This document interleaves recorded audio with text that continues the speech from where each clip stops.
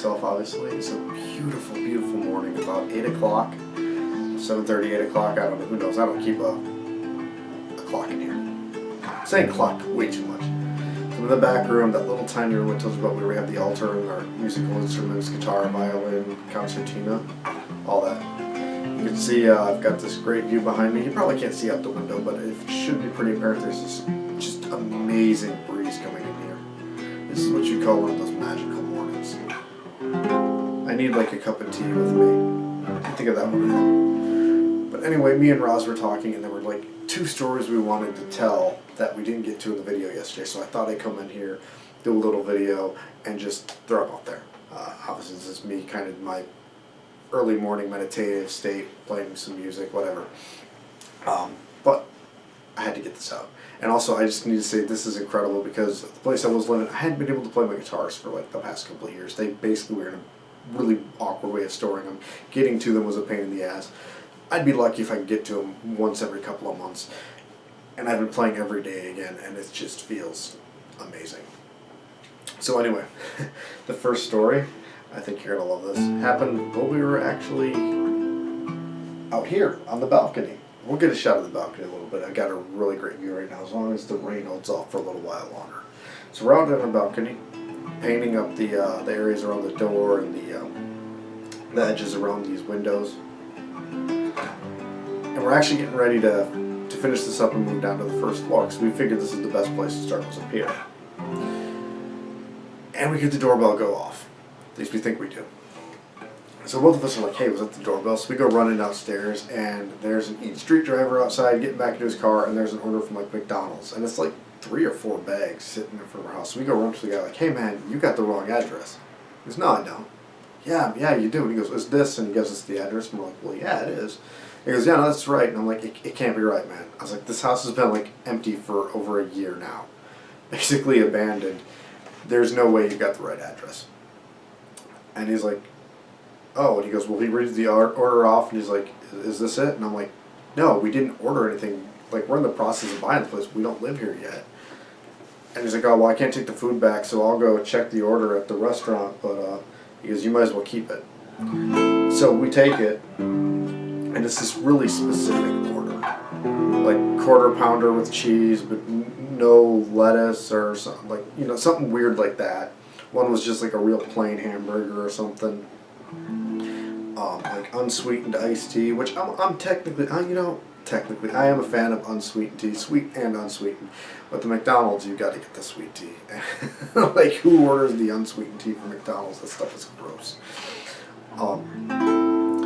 So we go through it and we find the receipt. I hear some seagulls right now, and with that breeze coming in through here, it's just, you really realize you're in a beach town. So, check the receipt, we find the address, and the driver had to switch 2 of the numbers around. So we're thinking Eat Street guy might be dyslexic. But it was kind of funny because I had ordered something from Eat Street earlier in the day, and that order never got delivered. My old place was terrible to deliver to because you couldn't really see the numbers from the road. But I developed this, like, I'd say, hey, we're attached to this one, here's where our door is. Once I started doing that, I had less problems, but I would always go sit outside and wait for the drivers just in case. And that was a day where no Eat Street driver came by our house. It was somebody who's been one of my delivery drivers a few times, and they've never made it to my house. I swear they were stealing my food. Here, at least, it was an honest mistake by somebody who, couldn't help but make that mistake.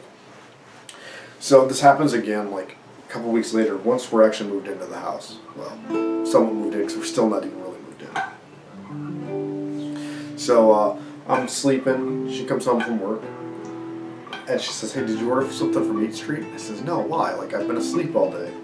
She goes, well, there's something out on the porch. I brought it in. She says, it's been there for a while. It's cold. So we check it over, and it's from one of our local restaurants, probably Charcoal Inn or Schultz's. They have very similar menus and styles. So we're like, well, hey, let's just heat it up and have it for dinner then. So we threw it in the oven, heated it up, had that for our dinner. But it must have been sitting outside most of the day. I think she left for work at like 9, and she had gotten home like around 4. And like, it was so cold, it hadn't been out there since like noon. So the other story happened last week. And This is a weird one. Not that getting strange Eat Street deliveries when you don't even live in a house isn't weird. When nobody knows you were there. So that was the thing. We thought maybe the current owner of the house or a realtor sent it as kind of a nice gesture, but nope, just a mistake.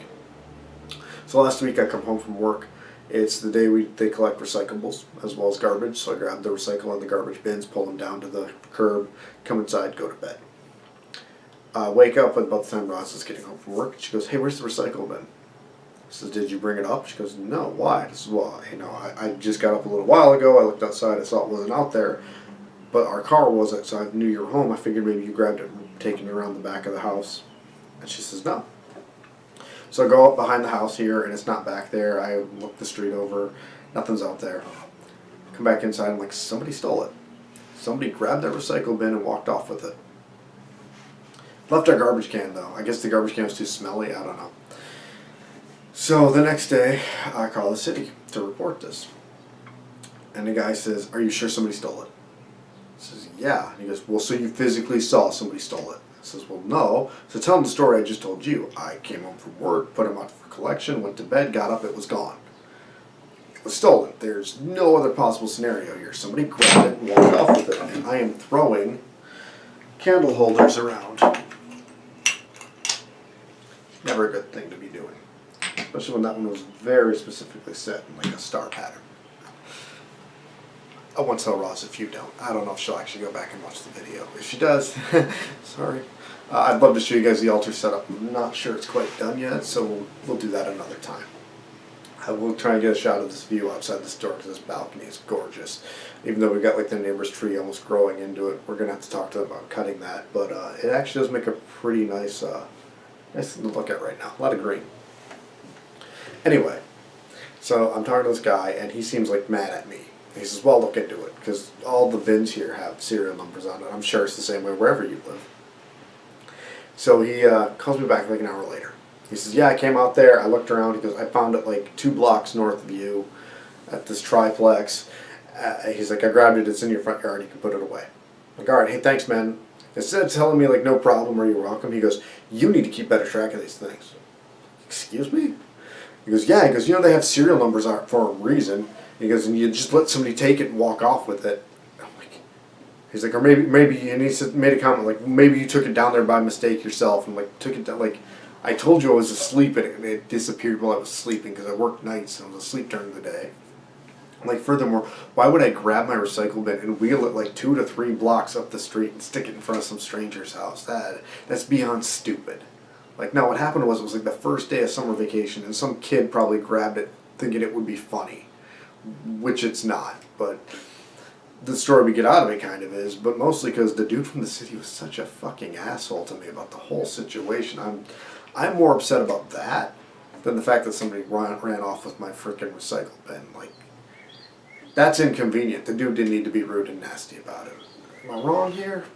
Maybe, who knows. I'm just kind of rambling, and this is not going to be as long of a rambling video as the last one. And that's something I want to apologize for the last video and this one. I did get pictures of some of the stuff at the house, like me pulling at the carpet, one of the cats like helping me. She's like clawing at the carpet, and I got a picture of it. Got a picture of Teed, stuff like that. We didn't find the terrible pictures of the place online. Those are now gone, but that's fine. I was going to edit those into it and crank the volume up a bit in post-production, and it turns out I couldn't do that because my copy of Sony Vegas is acting crazy. It's constantly crashing. It goes through these phases where it likes to constantly crash, and then it'll work fine, and then it'll constantly crash. So I actually edited that whole video in good old-fashioned Windows Movie Maker, which I'm going to do with this one as well, but I'm filming inside. It should be a little bit easier to work with. But because of that, I wasn't able to like insert all the pictures into what I wanted. And I don't feel like the quality of the video is as good as it could be, but it's like, it's a vlogging thing. It's not that big of a deal. So it's fine. So we'll go ahead and show you the view from this the balcony out here in a second. I'm sure you can hear those birds chirping in the background. It's so gorgeous.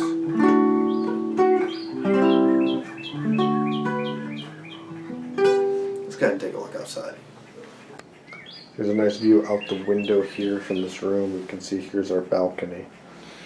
And again, with this huge tree from the neighbor's yard. but it kind of helps make you feel a little bit secluded. Am I zoomed out good? So we actually have, this is much bigger than the balcony at my old place. Much bigger. Everybody out here pretty much has a balcony. We didn't even know this was here when we first started looking at the place, and I saw it from the road during one of my last trips over here, like right before I was scheduled to do the viewing of the house. Oh, did that get her excited. One of the pictures I had to insert, this was us and her friend out here having dinner one night, but I wasn't able to get that out there. So there's the neighbor's house. There's our overgrown yard. You can see like the one strip of grass that I was able to actually cut. But yeah, our yard goes way back there. You can't see it because of the tree. Oh, we just, again, just this breeze today is amazing. We've got a nice overcast sky. It's like the perfect morning. I'm gonna go make myself a cup of tea and get ready for bed. So, hope you enjoyed the video. Hope you enjoyed the stories. A little bit of music there going for you. Have a wonderful rest of your day.